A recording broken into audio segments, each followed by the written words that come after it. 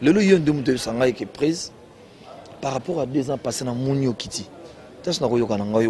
Parce que yo muto yebi kolande la makamba vente. Moi non bah écoute, débat travail quand débat bêta ma musique na bango. Quand a évité, bah vente na bango on a évité. Donc ceux qui pour le baza danser et un sentiment na yo. Ceux qui dans bazo travailler et ça yo. Quand les gars ba mission na ba évoluer très bien, héritier il chante encore plus. Attends ba cours de vocal à kitoko, ba petit déplique sur yoki bango, tu sens vraiment que ma musicien café room tadé les bogards ceux qui les bogards mikolo non et beaucoup n'en parlons pas miel à un plaisir jouer à makambu ya maître Boris c'était trop bien donc drum coup de cacole na évité niveau de la drum na 2 ans passés non rien à dire rappeur nanga animateur mais non ça va donc pour nanga évolution de mission nanga et Matissou par rapport à la qui ça 2 ans passés donc Nicolo des fois question bah tout se poser moi qui me bougé depuis une semaine bah tu vas qui de la forêt King te kila nebi gazo kanga ici pour intervenir pendant baksa bah tu vas au cas de la forêt était prévu nebi soto okaki sori na se tromper ou corriger nga depuis soto okaki de la forêt fa beta festival moko à Tour et Taxi il y a 2 samedis de cela to ebi gazo ya na groupe na ba vendredi to qui va soupçon que maison mère ils allaient à l'aéroport de 7h du matin jusqu'à 19h à peu près. Ce qui n'est jamais arrivé. Maison Mère est un des seuls groupes qui n'a jamais eu de problème administrativement parlant quand ils arrivent à l'aéroport et tout ça. Mais là, ce jour-là, ce vendredi-là, Maison Mère de 7h à 19h. Alors que restez déjà là. Qu'est-ce qui s'est passé d'abord ce jour-là? Toi, tu remonter rapidement dans ce jour-là. Qu'est-ce qui s'est passé à l'aéroport de Zaventem? En fait, ça a un problème de gravité. Parce qu'après, on a mis ça à Bango. Il y a un contrôle, il y a frontière. Tu sais, au moment ba mission langai na salle na bango navette trop ba sali ba 4-5 voyages nde bazonga ka bayaka ils n'ont pas de problème na niveau ambassade na niveau administration il y a tout il y a pas de problème d'ailleurs ba passeport ou ba voyage nango il y a ba même passeport ou ba voyage nango kaka au moni ba mission ko kanga tu vois les anciens passeports ba passeport on était sur que tondi ba maboka yango ti ba garde yango toujours. Bagarde, comment on a 4-5 passeports, anciens passeports.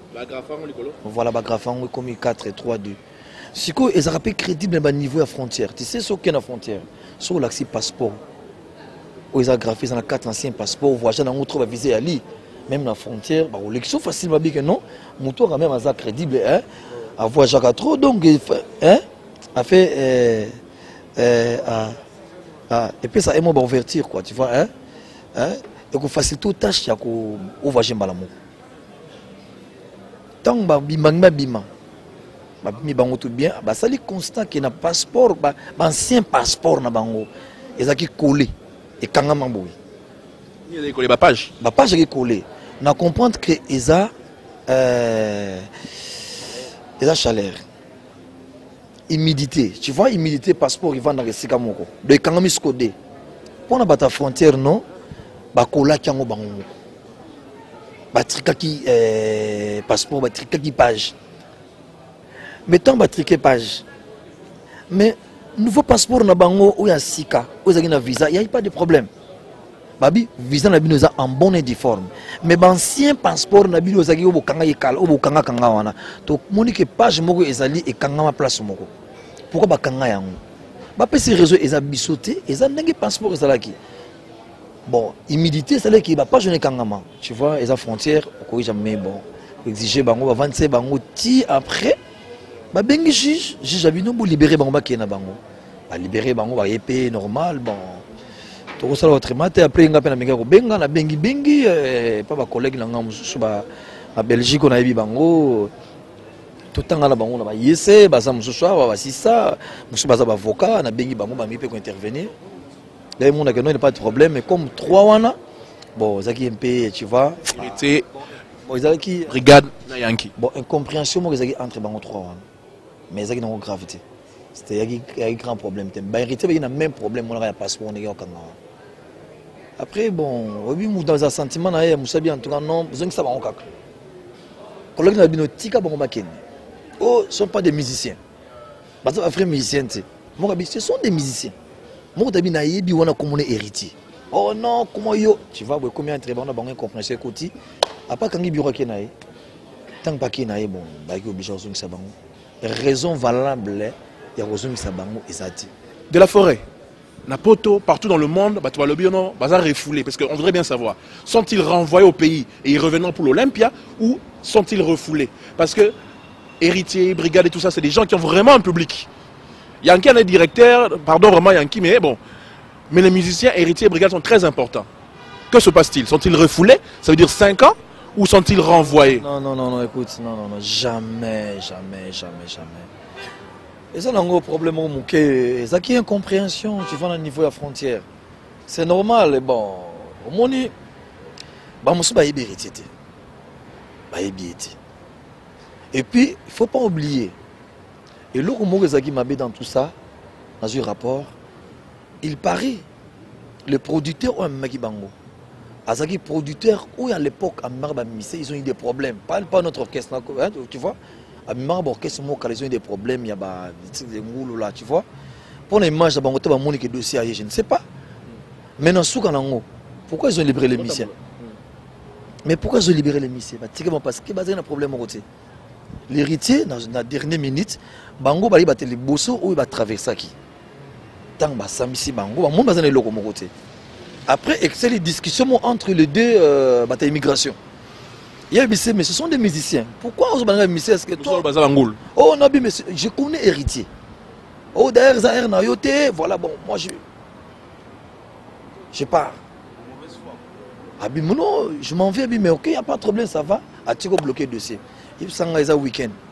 Tant que tu as bloqué le dossier le vendredi, dimanche, je voulais rater. Samedi, ça a raté, lundi au San. Vous gardez mon garde à vite. Et puis il ne faut pas oublier. Héritier, mon Sengaki Bazonganabam. Héritier à Sengaki Abino, sauf au monde où il y a noté. Tout ça, on ne sait pas l'habitude. Donc, garantir que tu es héritier dans la maison mère que héritier dans la brigade, vous allez prendre les doubles Olympia. Mais, au moins héritier, comment je vais faire du fait que c'est trop, bon, je préfère tout ça, on a besoin de orchestre. Héritier a voyagé 50 fois. À ça la présenté, Bakanga était.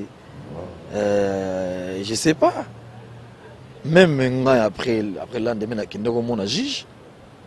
Il y a l'immigration. Na solina bango et batendre ngana expliquer babi non excusez moi qui moins incompréhension OK mais to landi to moi ba mission ba beta des zénith ba beta Olympia ba beta concert à Namadou ba beta concert rebelle tu vois la balobi ou Rakimi Bruxelles à Paris ou bien que bayaki ko rango dimanche tourne na hôtel non arrête ngana za seul mission na makamona ko ko changa te mes collègues baza ambassadeur mes collègues c'est ambassadeur ngana zo ka visa 48 heures. Orchestre, c'est le plus crédible. Orchestre, n'a pas visa à tout moment. Dès que vous avez un visa, si on a passeport, on bien. On apprend aussi. Mais non, ce qui est aimé, la télévision, ça, on a visa à 6 mois. On a visa à 6 mois. C'est pas les moments sur la pas de Torbeta. On a temps pour rien. On a temps Wembley. Avant Wembley, juste une question. Pourquoi Beta quitté Tour et Taxi? Pour que comprendre puisque Tour et Taxi devait se jouer le samedi là, de la forêt à Bétité, alors que vous étiez venu pour ça. Non, Tour et Taxi, c'est un problème. Tu vois, on a Beta comme ça, c'est un festival. Festival Marc Beta, il y a Nick No, on a tourné, Marc Beta, on a couleur café, Marc Beta, festival les Bélés. Festival, ça a 1 heure du temps. Il a 45 minutes. C'est pour cela que j'ai amené 12 musiciens. Pour le Beta, on a 45 minutes. C'est un concert de 4 heures. 3 heures. On a 35 musiciens, tous les musiciens. Là, jamais tous les musiciens grand complet. Un concert de 45 minutes. Normalement, mais comment écoute? Mais non. Après, je suis producteur, bon. Et déjà, dans le concert. Je suis producteur à Zouate, je suis présenté. C'est mon frère. Manager, mais c'est Marc Abim. Moi, j'ai un manager. Abi, stop, tu pars pas. Albi, non, il est 23h. Abi, non, c'est fini. Tant on a un manager. Tant on bouille, on a obligé d'accepter. On a bloqué à Kaladi. Il y a un contrat. Non, on a un manager ici en Belgique. Abi, non, on laisse. J'étais obligé d'accepter parce que c'est mon manager. de respecter le contrat.